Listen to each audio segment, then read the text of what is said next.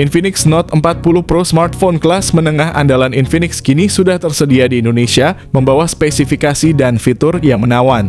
Dengan harga yang terjangkau yaitu Rp3.499.000, Infinix Note 40 Pro tampil dengan layar dan desain bodi melengkung yang memberikan kesan mewah saat pertama kali dilihat. Berikut adalah beberapa kelebihan dan kekurangan dari Infinix Note 40 Pro yang perlu kalian pertimbangkan sebelum memutuskan untuk membeli smartphone ini. Kelebihan pertama dari segi bodi dan desainnya. Desain Infinix Note 40 Pro memikat mata dengan estetikanya yang mengadopsi gaya smartphone premium. Di bagian belakang terdapat modul 3 kamera yang tersusun rapi dalam formasi kotak. Diperindah oleh 2 strip vertikal yang menambah kesan elegan pada unit kameranya.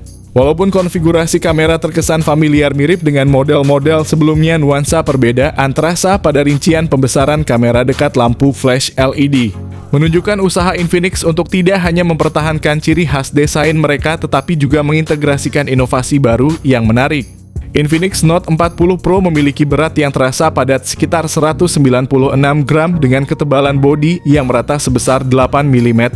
Dilengkapi juga dengan proteksi IP54, smartphone ini menawarkan ketahanan dasar terhadap debu dan air, menambah nilai tambah pada durabilitasnya. Kelebihan kedua sudah dibekali layar AMOLED melengkung.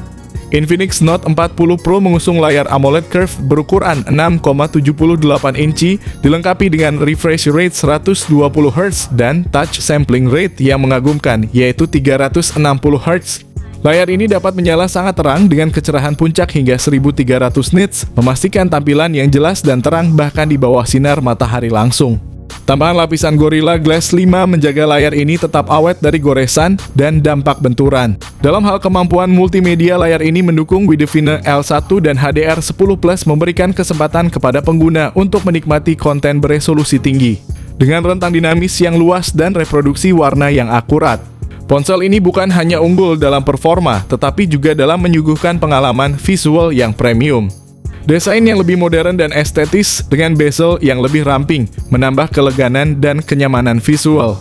Perubahan desain layar dari AMOLED datar ke AMOLED melengkung adalah peningkatan signifikan dari model sebelumnya, memberikan pengalaman menonton yang lebih luas dan mewah, menegaskan kembali komitmen Infinix dalam menyajikan teknologi layar yang inovatif dan memukau. Kelebihan ketiga, punya chipset bertenaga. Meskipun menggunakan chipset yang sama dengan model sebelumnya, yaitu MediaTek Helio G99 Ultimate, sebuah pilihan yang telah terbukti kinerjanya di perangkat saudaranya. Infinix dikabarkan akan meningkatkan kapasitas RAM pada model terbarunya. Sebenarnya Infinix Note 40 Pro ini dikabarkan pakai RAM 12 GB, namun yang masuk di Indonesia hanya RAM 8 GB saja. Ponsel hadir dalam 2 varian memori, yaitu RAM 8 GB dengan penyimpanan 256 GB untuk jenis RAM sendiri pakai RAM LPDDR4X dan internal UFS 2.2 keluaran lama. Sayangnya tidak ada peningkatan pada chipset yang digunakan seperti yang terlihat dari skor Antutu yang berada di kisaran 430 ribuan, menunjukkan bahwa chipset ini tidak mengalami perubahan signifikan dari tahun sebelumnya. Kelebihan keempat, Infinix memberikan update OS yang jelas. Saat diluncurkan, Infinix Note 40 Pro sudah menjalankan Android 14 beserta antarmuka XOS 14. Dengan kemungkinan pembaruan sistem operasi hingga 2 kali, memungkinkan pengguna untuk upgrade ke Android 16. Langkah ini menunjukkan keseriusan Infinix dalam memberikan dukungan jangka panjang kepada pengguna produk mereka dengan kebijakan pembaruan yang jelas dan terstruktur. Calon pembeli kini dapat merasa lebih yakin dan nyaman dalam memilih HP Infinix Note 40 Pro sebagai pendamping digital mereka untuk waktu yang lama. Keputusan ini tidak hanya meningkatkan nilai jual kembali dari perangkat, tetapi juga memastikan bahwa pengguna akan selalu mendapatkan pengalaman penggunaan yang aman, terkini, dan optimal. Kelebihan kelima, punya kamera yang berkelas ditambah fitur OIS. Ketika Infinix Note 40 Pro diluncurkan di Indonesia, perangkat ini menarik perhatian dengan kemampuan fotografinya yang mengagumkan. Dengan kamera utama 108 megapiksel yang menggunakan sensor Samsung HM3 dan dilengkapi dengan optical image stabilization serta sensor depth dan makro 2 megapiksel. Perangkat ini memungkinkan perekaman video berkualitas tinggi hingga 2K pada 30 fps.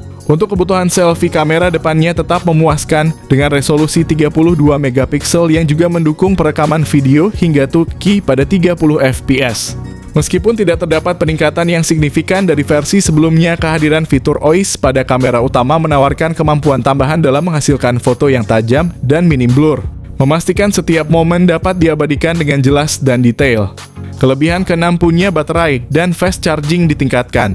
Baterai berkapasitas tinggi sebesar 5000 mAh dengan fast charging kemungkinan 70 watt dan wireless charging 20 watt, yang akan memberikan daya tahan yang luar biasa sehingga perangkat dapat diisi daya dengan cepat.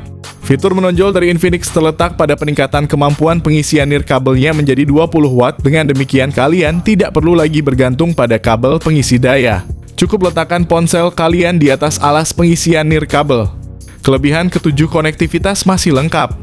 Ponsel ini dilengkapi dengan berbagai fitur konektivitas mutakhir termasuk teknologi 4G Bluetooth 5.3 speaker stereo dual dari JBL, koneksi NFC Gyro hardware pendingin liquid cooling, dan sensor sidik jari di dalam layar.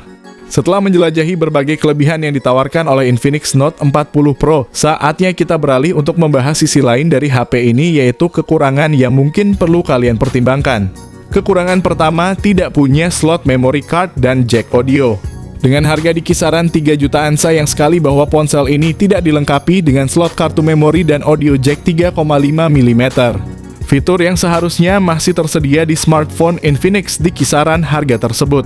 Bagi sebagian orang, keberadaan audio jack mungkin sudah tidak terlalu penting, namun bagi kami fitur tersebut masih memiliki nilai tambah, karena memudahkan penggunaan tanpa perlu repot beralih ke pengisian daya nirkabel atau aksesori tambahan.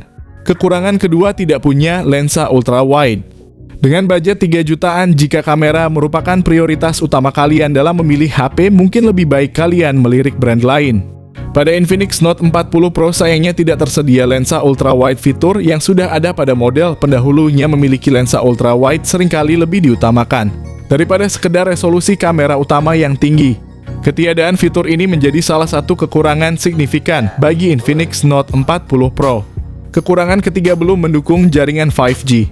Infinix Indonesia menghadirkan Infinix Note 40 Pro, namun sayangnya hanya tersedia dalam varian 4G, sementara di Malaysia versi yang mendukung jaringan 5G telah diluncurkan. Dengan harga yang cukup kompetitif di Malaysia, Infinix Note 40 Pro 5G dijual sekitar 3,6 jutaan. Sedangkan di Indonesia versi 4G-nya ditawarkan dengan harga 3,5 jutaan. Salah satu kekurangan yang paling menonjol dari HP ini adalah ketiadaan dukungan untuk konektivitas 5G walaupun begitu berkat penggunaan chipset Helio G99 Ultimate. Performa Infinix Note 40 Pro tetap impresif baik untuk gaming maupun multitasking. Perlu diperhatikan juga bahwa penyebaran jaringan 5G di Indonesia masih belum sepenuhnya merata. Absennya dukungan 5G pada HP ini dapat menjadi pertimbangan bagi sebagian orang. Namun bagi yang menganggap jaringan 5G sebagai aspek penting, masih ada berbagai pilihan smartphone lain di rentang harga serupa yang sudah mendukung 5G. Nah, itulah beberapa kelebihan dan kekurangan dari Infinix Note 40 Pro yang telah kami bahas, yang bisa kalian pertimbangkan sebelum memutuskan untuk membelinya. Dengan mempertimbangkan faktor-faktor tersebut, apakah menurut kalian Infinix Note 40 Pro ini sudah sesuai dengan apa yang kalian cari di sebuah smartphone atau belum?